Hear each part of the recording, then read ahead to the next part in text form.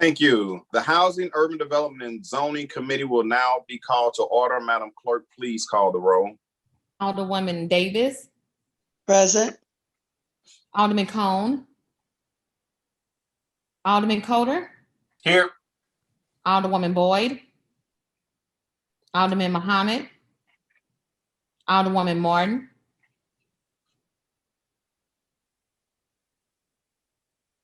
Alderman Ryan. Alderwoman Evans. Here. Thank you. Alderwoman Evans. Present. Chairman Boyd. Present. Alderman Cone. Alderwoman Boyd. Alderman Muhammad. Alderwoman Martin. Present. My mic keeps getting muted. Got it. Thank you. Yeah, 6 quorum. Thank you, Madam Clerk.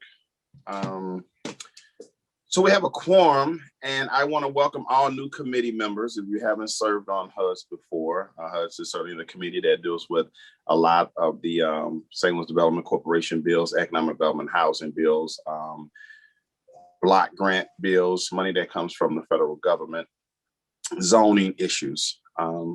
So with that, we're going to take our first order of business, and up first is Board Bill number 24, sponsored by Alderman Jesse Todd. Jesse Todd, Alderman. I saw him earlier. No, he looks like he's on. You're muted, Alderman. Hey, can you hear me now? I was on another phone. Can I call you back? Sorry. Yes, I'm on now. So thank you, Mr. Chairman. Okay, Alderman Todd, you're up with Board Bill number 24. Number 24 is some development in the 18th Ward. And what we want to do is expand that development and combine it with the other development. We have a developer who needs to, and I support this development very strongly. So I think I have someone there to talk on that. Okay, yes, from zoning, Mary Hart Burton, would you like to speak on this bill? Yes, sir. Thank you, Mr. Chairman.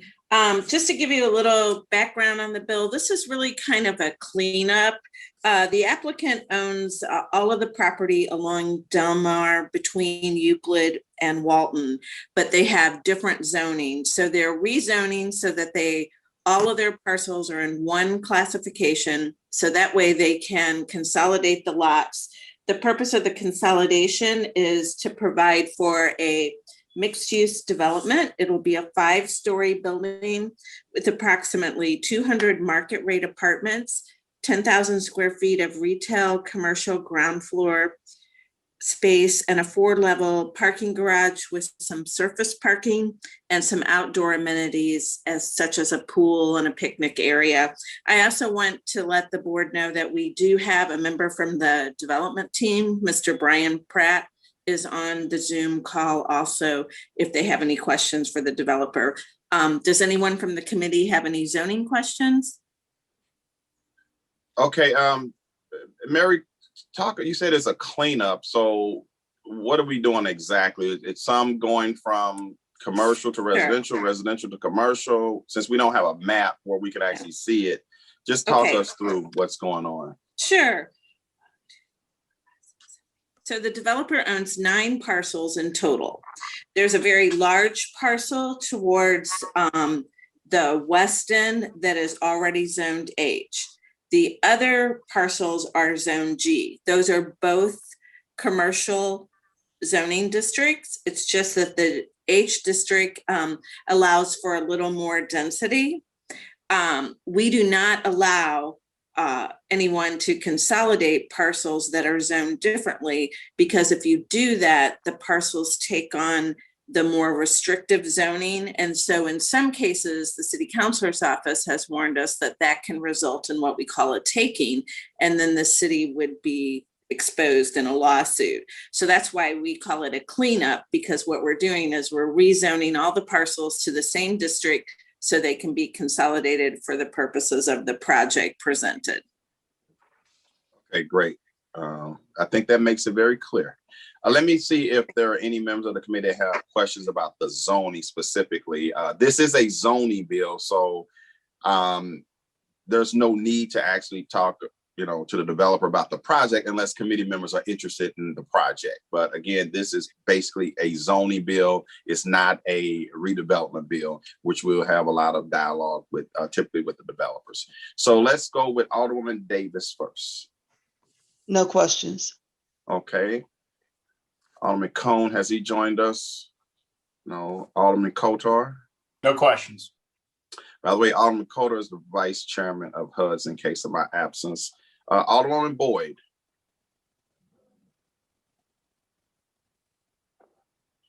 Alderwoman Boyd, you have any questions? You just muted yourself. Okay, I'll come back to Alderwoman Boyd. Is Alderman Muhammad on? Okay, Alderwoman Martin. No questions, thank you. Okay, Alderman Narayan. No questions. Thank you. That's Alderwoman Evans. No questions. Okay, Alderwoman Pam Boyd. Alderwoman Boyd. Okay, so that takes care of the technical zoning questions. Let's see if any committee members have any questions about the development in general. So Alderwoman Davis, any questions about the development in general? No questions. The development has been before us already. Has had extensive public information out there, and I feel very comfortable and excited. Thank you. Okay, Alderman Coatar. No questions. Okay, Alderwoman Pam Boyd. You want to unmute yourself, Alderwoman? Okay, we'll come back, Alderwoman Boyd, Alderman Ryan. No Any questions. questions? Thank you. Okay, Alderwoman Evans. No questions at this time. Okay, Alderwoman Pam Boyd. We're having problems with Alderwoman Boyd. Okay, if there are no further questions, I'll entertain a motion on board bill number, actually, I'm sorry. Alderman Todd, you want to wrap it up?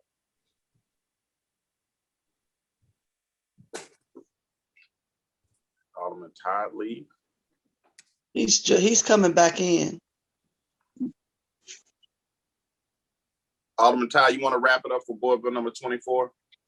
Yes, I think I would like to, I support this bill. This bill would benefit our ward, the city, and we need to come back buying those lots so that we can continue with the development, and it will create jobs. Thank you, Mr. Chairman. Okay, I'll entertain a motion on board bill number 24. I move that we adopt Board Bill 24 with a due pass recommendation. Second. It's been moved in second. Madam Clerk, please call the roll. Alderwoman Davis, Aye. Alderman Cone, Alderman Coatar, Aye. Alderwoman Boyd, I'm sorry, I can't vote. I didn't hear it because my computer was acting, so I abstained. I'm sorry. no problem.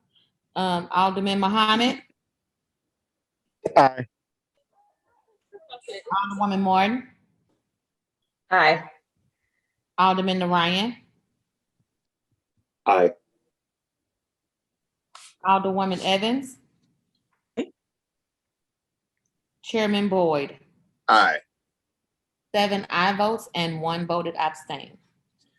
By your vote, you have passed Board Bill 24 out of committee with due pass recommendation. Next up is resolution number 12. Well, resolution number 12. Sponsor of resolution number 12 is Alderman Coatar. Alderman Coatar, I'm sorry, let's come back to you since you're on the committee. Alderman Middlebrook has resolution number 34. Why don't we go ahead and take resolution number 34 first? Alderwoman Middlebrook. Mr. Chairman, can I lead? Do you have anything else for me? No, your board bill has passed out of committee with due pass recommendation, Alderman. Have a great day. Okay, then thank you very much. You're welcome. Alderwoman Middlebrook, you're recognized. Thank you, on Mr. Resolution Chairman. 34. Members of the committee, I'll give you a little background about Resolution 34. The Port Authority Commission recently approved a revenue bond transaction to offer Austera St. Louis LTD sales and use tax exemption and personal property abatement in connection with the development of their fertilizer industrial facility along the waterfront. And this project will create approximately 40 jobs with an average salary around $66,000. And I have Mr. Dan Parker here who can answer any questions from the committee. Okay, Mr. Dan Palmer. Okay, Mr. Palmer, you recognized, I'm assuming you're the developer. Tell us a little bit about who you are. Sure, absolutely. So our company is Austera Nutrient Recovery Technologies. We're a Canadian-based company headquartered in Vancouver, British Columbia, Canada, with operations in the US. We have a US operation in Tampa. We produce a proprietary sustainable fertilizer that we call Crystal Grain that has a number of agronomic and environmental benefits. And some of the key benefits are, number one, it actually helps increase agricultural yield, which is very important these days as food production needs to increase in an ever increasing population in the world. And secondly, what we do is we're a slow release, the world's only slow release phosphate-based fertilizer, which doesn't dissolve in water. So what that actually means is that we reduce the leaching of nutrients into waterways like the Mississippi that can create large algae blooms and dead zones like you'll see in the Gulf of Mexico.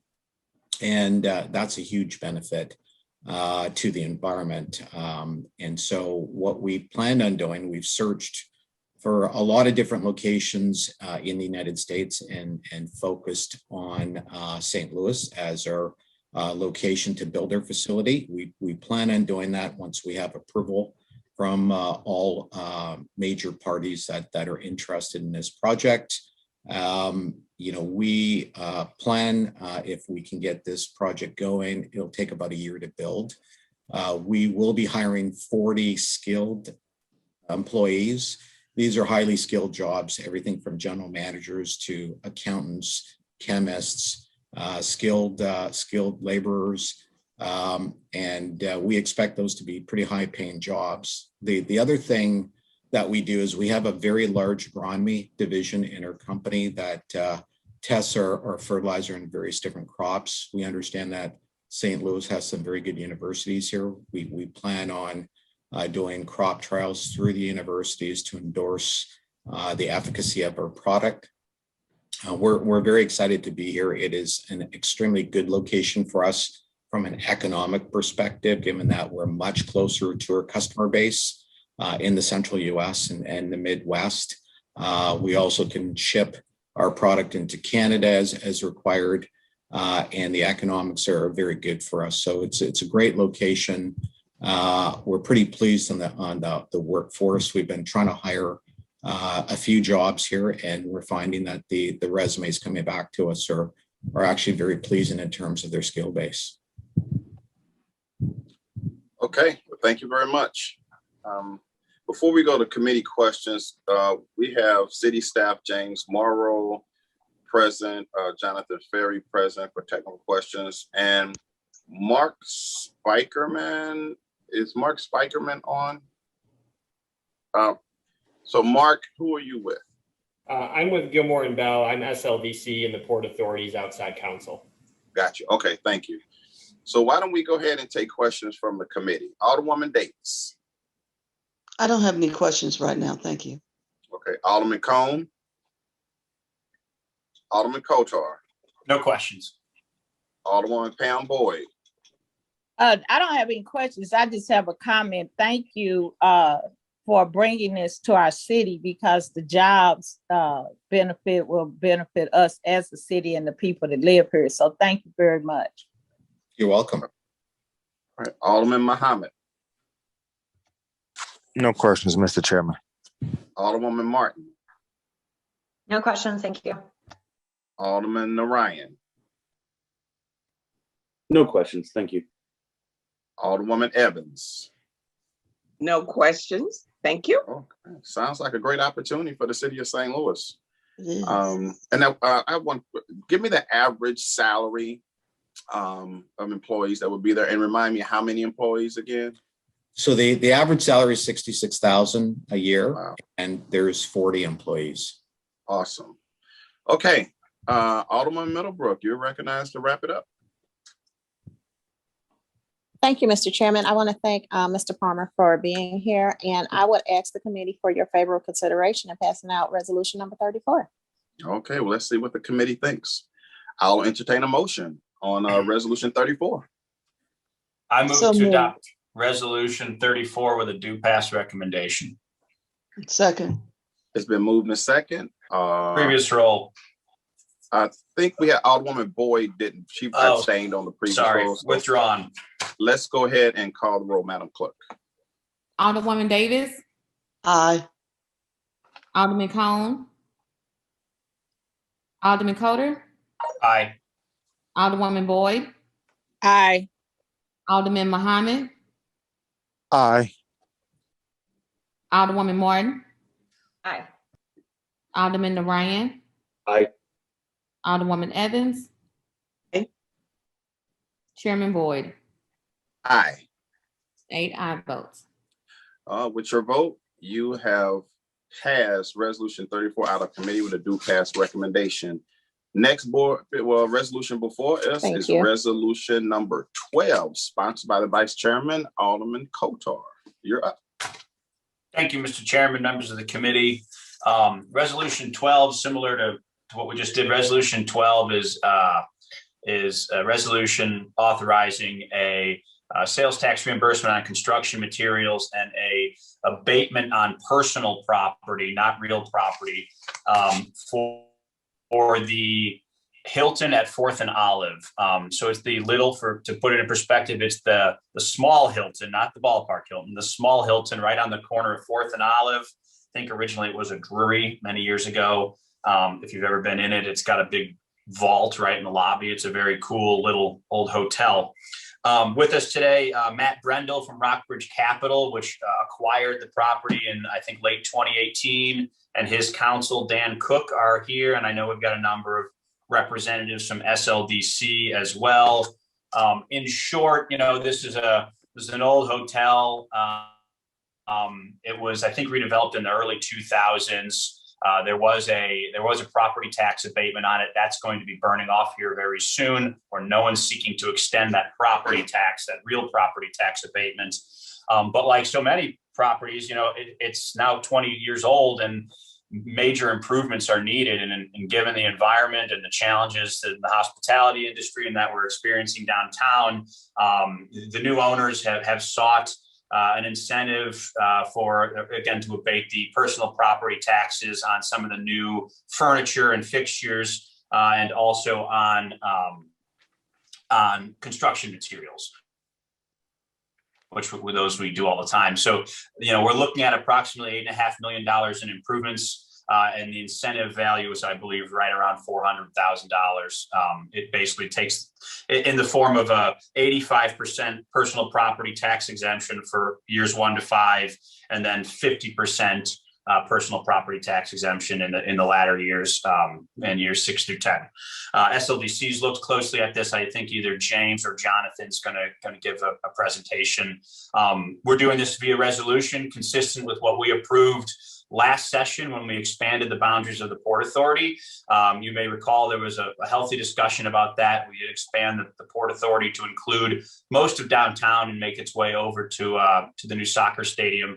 But as a result of that, the agreement was if the Port Authority is going to be doing any sorts of abatements, they're going to come to the board via resolution for approval, similar to what we do with like enhanced enterprise zones when we do those types of abatements to the EEZ board. With that, I will happily turn it over to Mr. Cook and Mr. Brendel if they have anything else to add. They've been wonderful to work with through this process and are very knowledgeable of the property. And I think the goal here is to keep this a Hilton. We want to maintain a full service hotel with a proper Hilton flag on it and the 50 full-time equivalent jobs at this property. Okay, well, Mr. Cook, you're up. If you have anything you want to add, just tell us what your role is in this project, and we'd appreciate it. We are the legal advisors to Rockbridge Capital, which is the developer of this particular project. And I think Alderman Coatar summarized it very well. You know, the question was whether we were going to be able to keep this a full service Hilton and be able to make that amount of investment that would be required in order to keep it at that brand level, or whether it might drop, for example, to like a Hilton Garden Inn. And we had those discussions extensively with the SLDC, and SLDC was very much in favor of keeping this a full service Hilton so that it would be something that would be accretive to the St. Louis market and consistent with the hotel study that was done in 2019. So with that, I will defer to the SLDC and to any questions that any of the committee members may have for either myself or Mr. Brendel. Okay, let me ask Mr. Brendel if he would like to speak on his behalf. Just tell us who you are, how you're connected to the project. Sure, thanks. So I'm Matt Brendel. I am the owner representative for Rockbridge. And as Alderman Coatar mentioned before, we acquired the property back in August of 2018. And, you know, Rockbridge, we've had quite a long history here in the St. Louis area, developed and acquired 10 plus properties, and, you know, really excited to finally get this renovation underway and deliver just another great property to St. Louis, and kind of restore the former glory of this hotel. Awesome. Next up, Jonathan Ferry, you want to give a presentation? Sure thing. I'm going to go ahead and share my screen so you can see the analysis that I conducted. Let me know if you have any trouble seeing that or if I need to zoom in. Does that look okay? If you can zoom in, that would be helpful. Let's see if it's... Especially when you're talking about certain data points on your presentation. Okay, what I'll do is I'll zoom into certain parts, and apparently this view is not the best. Okay. Chairman, and if I may, just so committee members know, they should have a copy of this in their inboxes, I think. Right. Yes. James Marley sent it a few days ago. Okay, thank you. But just for the public, if we can, sure, make it clear to them. Go ahead, Jonathan. Sure thing. So first of all, I want to mention this was run at it's a 10-year personal property tax abatement with 85% of the taxes abated in the first 5 years and 50% abated in the latter 5 years. The analysis here was run with the sort of the existing revenues from the hotel being this gray baseline. The argument from the developers that this could perhaps level off or even flatten out. We didn't necessarily take that assumption, but we did recognize that the improvements would enhance the amount that they're able to charge for the rooms. So there is going to be sort of a revenue bump, and that's what this difference is between this gray line and this yellow line here. So as you scroll down here, then when you're looking at the fiscal benefit, this is the fiscal benefit above the existing revenue line, above the existing gray line. So it's almost $700,000 of new revenue to the city over the 10-year period, and almost 1.4 million over a 20-year period. It's about 2.1 million of new revenue to the school district and 4.1 million over 20 years. The project compares favorably to everything around it as far as the downtown goes. So this is, it's the neighborhood average, as you can see, is down here in this bluish and blue color, and the orange color is the sustainable value. The total value of this tax abatement is estimated at $125,000, which is 1.5% of the project cost. So given all of that, the project scores 4.75 out of 5. Also, the rate of return you can see here is it's estimated at 8.8% without any incentives, and the incentive increases it to 9.0. So I think that pretty much wraps up my portion of the presentation. Again, it's an $8.5 million project, and you can kind of see the split here between the hard and soft costs and the developer fee. Okay, thank you, Jonathan. We'll go ahead and take questions from the committee members, and if you have a question from any of the presenters, please ask. Alderwoman Davis. No questions. Alderman Cone. Alderman Coatar. Oh, No I'm questions. sorry. You're the sponsor. Alderman Pam Boyd. No questions. Alderman Muhammad. No questions. Alderman Martin. Questions, thanks. Alderman Narayan. No questions. Thank you. Alderman Evans. No questions. Okay, we will now take public comment. We have Mr. Jerry Connolly, who has signed up against this proposal. Is Mr. Connolly on? Okay, I see him. Mr. Connolly, you're up. Tell us who you are and give us the neighborhood as you live in. Sure, just give me a brief second here to pull up my comments. My name's Jerry Connolly. I live in the 8th Ward in South City. Okay.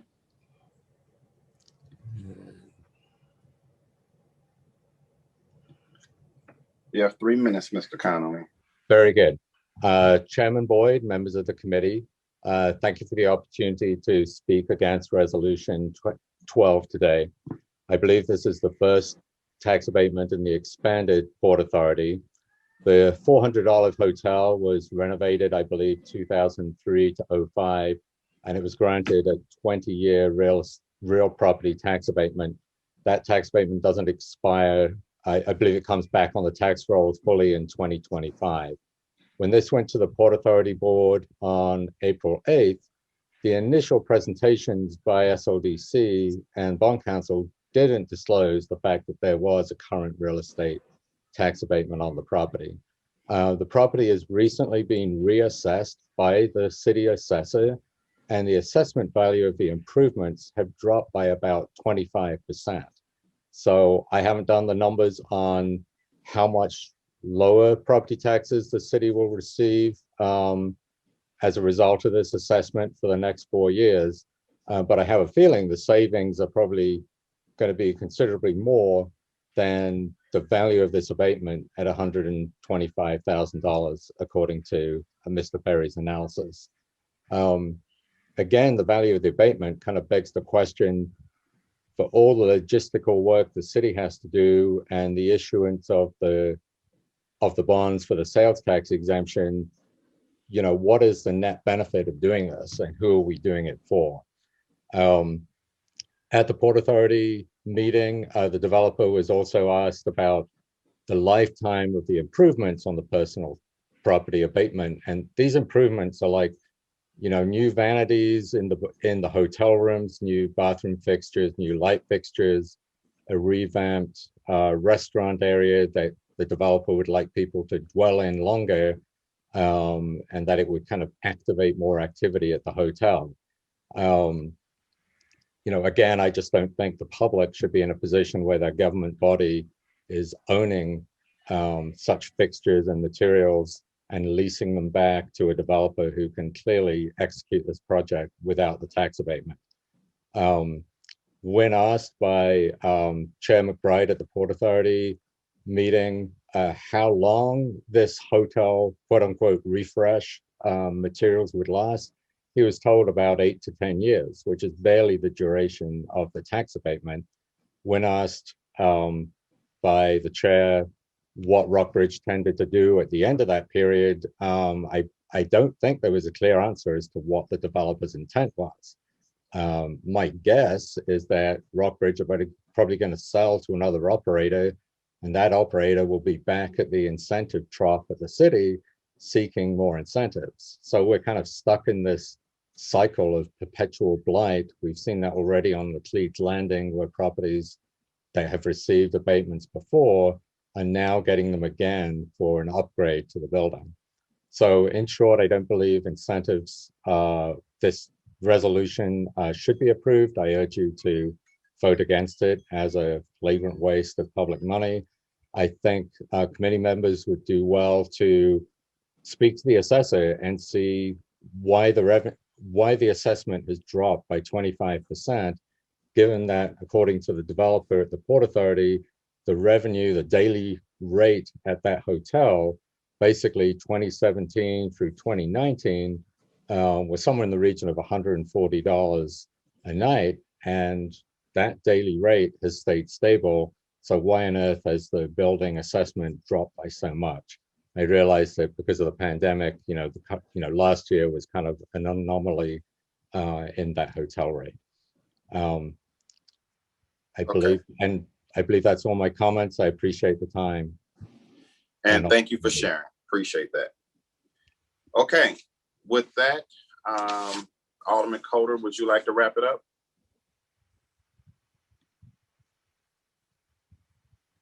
Certainly, Mr. Chairman. I'm sorry. You guys heard from Jonathan, city staff, and Port Authority.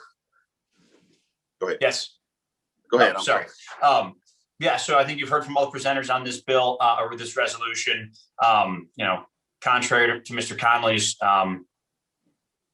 assessment, this is something that's contemplated under state law, the ability to do these personal property tax abatements and industrial revenue bonds under Chapter 68. The Port Authorities looked at this and approved it. Jonathan Ferry's given it a 4.75 out of 5. It's, I think, a very modest level of incentive for this type of investment in a hotel in an industry that's had, like many industries, had a very challenging year as a result of the pandemic. I suspect that would also speak to the reassessment. The much lower reassessment of the building has to do with the downturn from the pandemic. I would ask for your favorable consideration and on this. And Mr. Chairman, let me know if you want me to make a motion or if someone else on the committee will do that. It's your bill. You're welcome. Okay, I move to adopt Resolution 12 with a due pass recommendation. Second. It's been moved and second. Madam Clerk, please call the roll.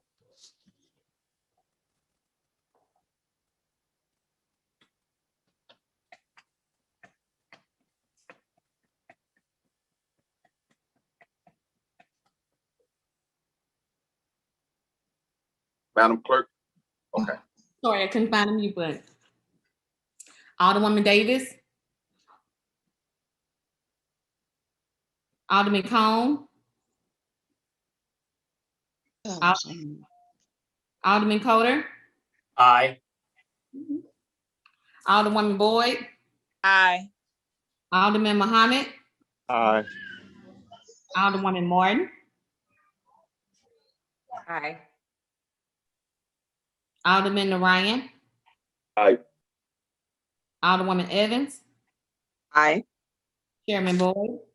Aye. Alderwoman Davis. Aye. Alderman Cone. 8 aye votes. By your vote, you have passed resolution number 12 out of committee with a due pass recommendation. Thank you. Thank you, Mr. Chairman, members of the committee. You're welcome. Okay, we're going to move back up on the agenda to approval of the minutes. I'll entertain a motion on the approval of minutes dated January the 27th, 2021. So moved. Second. It's been moved and second. Madam Clerk, please call the roll. Alderwoman Davis.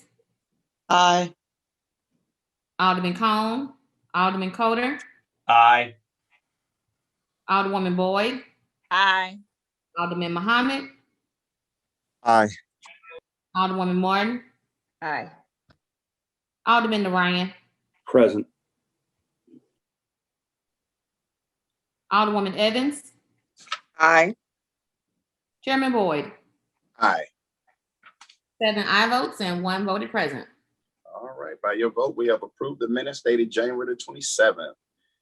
Now on the agenda, committee discussions. Any committee discussions? Just signify with a hand. Oh, Mr. Chairman, could I ask for a couple of things? Sure. Okay. Due to the fact that we do have a lot of new committee members, I'd like to request, and even to refresh my own memory, some documents that can help us as we understand where we are in the city. The first one is a list of all of the affordable housing units for each ward. And they can just put it in numbers. They don't have to identify every project, but just tell us how many units we have in each ward. The second thing I'd like to see is identification of the number of TIF projects and tax abatement projects currently in effect for each ward. Did you say TIF and tax abatement? Yes, sir. Okay. And then I would also like to have the current policy and procedure for how TIFs are granted and how tax abatements are granted.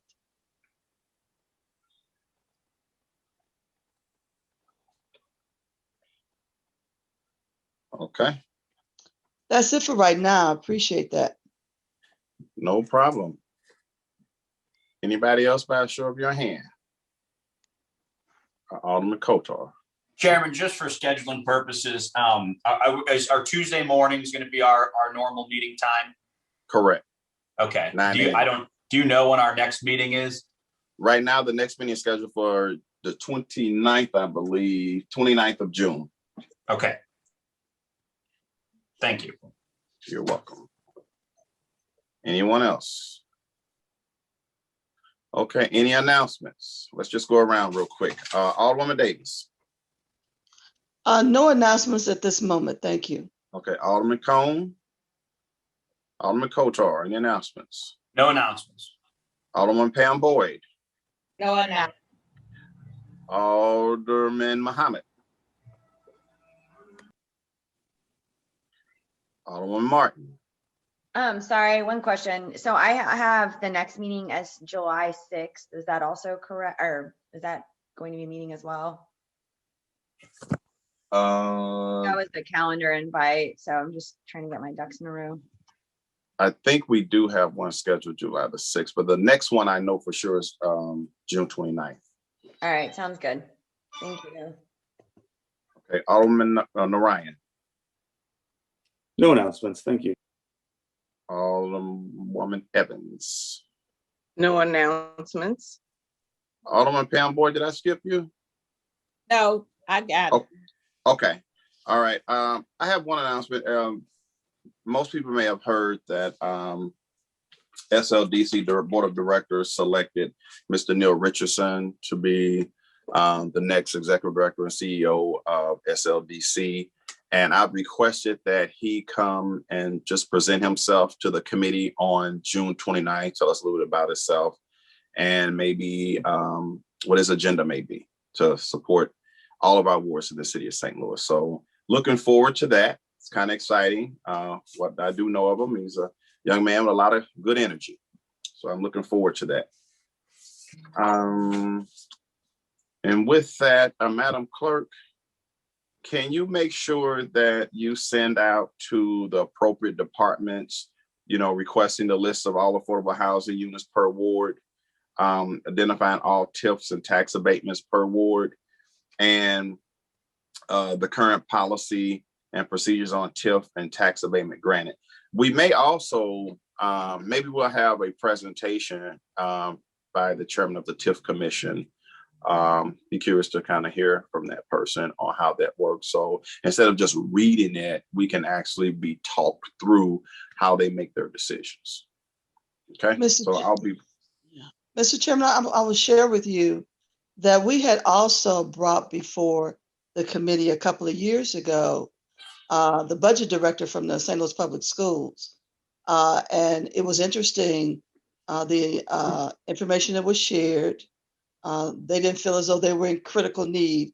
As a matter of fact, they had gained more income than they had anticipated because of the ending of some tax abatements. But it would be good to hear from them again. Absolutely. And we generally have done that on an annual basis. So it's a great opportunity to get an update. And this may be the perfect timing so we can know what we can expect for the next school year coming up. So thank you for that. Thank you for that, Alderwoman Davis. Okay. With that, we will excuse the Alderman from the 25th Ward, Alderman Cone. He's the only one that has not been present today. We'll excuse him due to necessary absences. And we will consider the HUD's committee adjourned for the day. Thank you, everybody. Appreciate your time.